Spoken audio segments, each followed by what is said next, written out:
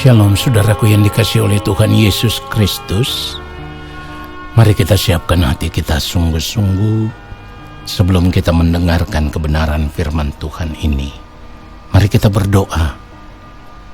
Allah Bapa kami yang ada di dalam kerajaan sorga, saat ini kami mempersiapkan segenap hidup kami, hati dan pikiran kami.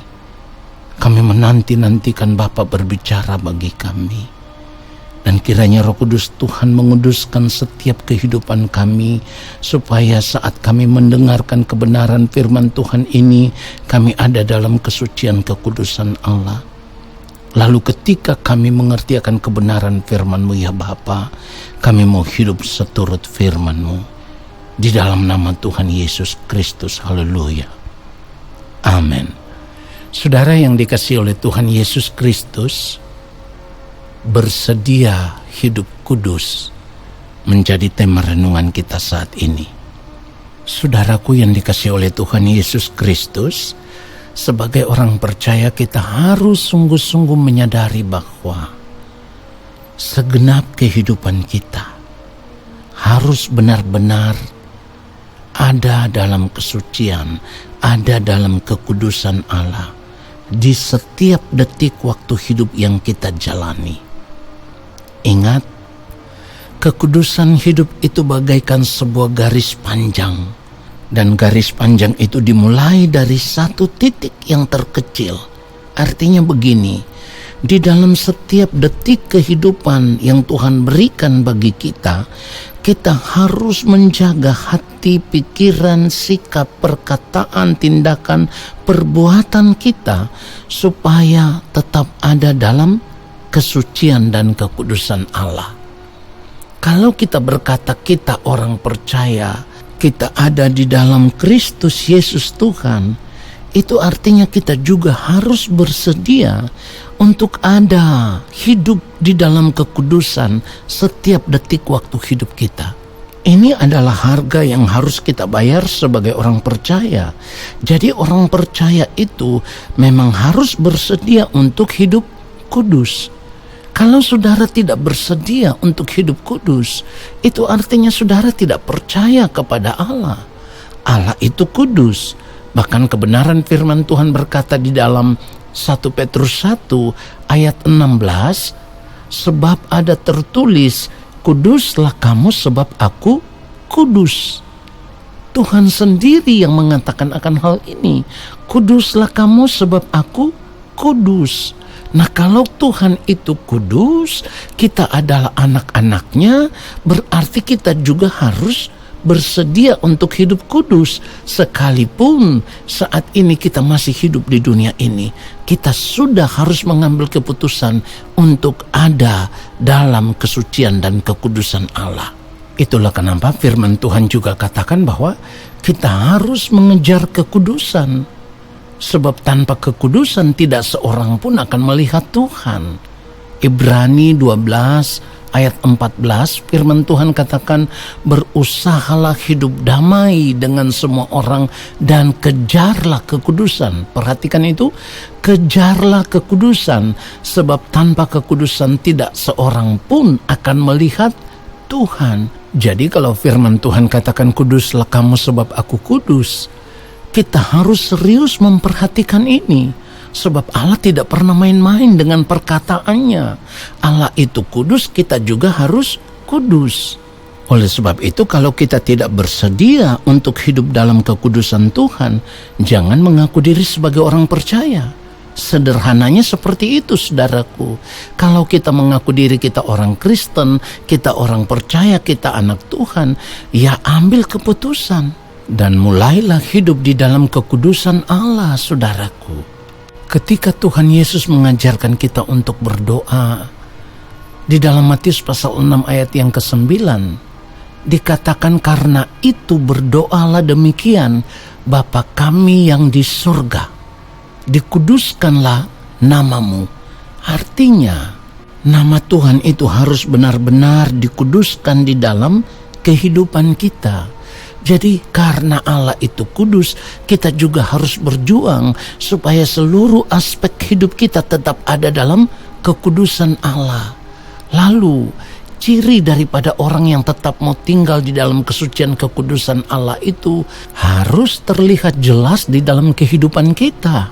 Dan ciri dari orang yang hidup dalam kekudusan itu selalu mengenakan belas kasihan, kemurahan, punya kerendahan hati, hidup dalam kelemah lembutan, dan begitu sabar di dalam segala hal, segala perkara. Sekarang mari kita periksa diri kita masing-masing. Apakah ciri dari kehidupan yang kudus itu sudah kita miliki? Jika belum, maka sebenarnya kita tidak mau untuk hidup kudus. Kita tidak mau hidup di dalam pemerintahan Allah.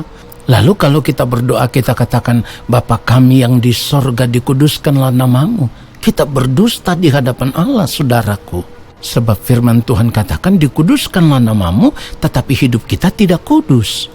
Firman Tuhan katakan di dalam Kolose pasal 3 ayat 12, karena itu sebagai orang-orang pilihan Allah yang dikuduskan, perhatikan itu, yang dikuduskan dan dikasihinya, kenakanlah belas kasihan, kemurahan, kerendahan hati, kelemah lembutan, dan kesabaran.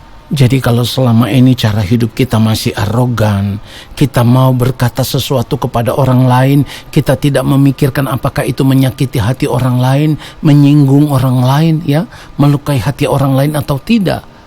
Kita hidup sembrono seperti itu, tidak punya belas kasihan, tidak pernah hidup dalam kemurahan, tidak pernah hidup dalam kerendahan hati, ya. Sama orang lain pun kita begitu kasar, tidak pernah lemah lembut. Nah saudaraku, menghadapi satu persoalan kita tidak sabar, kita begitu cepat marah. Bagaimana mungkin bisa dikatakan hidup kita kudus di hadapan Allah? Tetapi karena kita mengaku orang percaya, maunya nanti kalau di balik kematian masuk surga. Tidak mungkin saudaraku. Orang yang kudus itulah yang akan dipakai sebagai perabot di dalam rumah Allah. Ya, 2 Timotius pasal yang kedua ayat 21 dikatakan begini, jika seorang menyucikan dirinya dari hal-hal yang jahat, ia akan menjadi perabot rumah untuk maksud yang mulia. Ia dikuduskan, dipandang layak untuk dipakai tuannya, dan disediakan untuk setiap pekerjaan yang mulia. Jadi kalau kita tidak mau menjaga hidup kita supaya tetap ada dalam kekudusan, maka jangan pernah berharap kita bisa diterima di dalam kerajaan Allah. Ingat sekali lagi, Allah itu kudus, Bapa di sorga itu kudus, dan tidak bisa menyatu dengan segala sesuatu yang tidak kudus. Artinya, kalau hidup kita tidak kudus, berarti kita juga tidak bisa menyatu dengan Bapa. Tidak menyatu dengan Bapa berarti terbuang dari hadapan Bapa. Terbuang dari hadapan Bapa berarti binasa di dalam kekekalan. Itulah kenapa seringkali saya katakan, saudaraku, perjuangan kita yang paling berat di dalam hidup ini adalah bagaimana kita berjuang untuk setiap detik waktu hidup kita didapatkan oleh Tuhan berkenan di hadapannya. Bukan persoalan yang lain, bukan persoalan makan, minum, dan pakai. Kalau kita mau bekerja keras, bertanggung jawab atas kehidupan kita, maka semuanya itu bisa tercukupi. Saudaraku, perhatikan baik. Orang yang tidak percaya Tuhan sekalipun, ketika dia bekerja keras, bertanggung jawab untuk hidupnya, dia masih bisa survive hidup.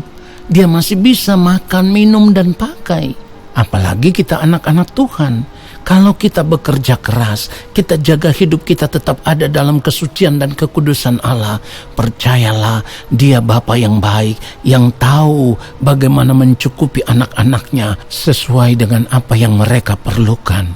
Firman Tuhan katakan di dalam Filipi 4 ayat 19, Allahku akan memenuhi segala keperluanmu menurut kekayaan dan kemuliaannya dalam Kristus Yesus. Tetapi persoalannya sekarang kita hidup sebagai orang percaya ini bukan persoalan makan dan minum yang utama, tetapi persoalan perkenanan kita di hadapan Tuhan itu yang terutama. Jadi apapun keadaan kita saat ini, kita harus berjuang dan kita harus mau bersedia untuk tetap hidup dalam kekudusan Allah. Dan itu adalah harga mati yang tidak dapat ditawar, saudaraku. Tuhan Yesus katakan di dalam Yohanes 17 ayat 19, dan aku menguduskan diriku bagi mereka, supaya mereka pun dikuduskan dalam kebenaran. Artinya kalau Tuhan sudah berjuang untuk keselamatan hidup kita, kenapa kita tidak mau berjuang sungguh-sungguh untuk hidup di dalam kebenaran, hidup di dalam kesucian, hidup di dalam kekudusan? Jadi kalau kita tidak bersedia untuk hidup kudus, hidup benar, hidup dalam kesucian, itu artinya kita memilih untuk terbuang ke dalam maut atau terbuang ke dalam api neraka. Kiranya kebenaran firman Tuhan ini menyadarkan kita semua. Haleluya. Amin.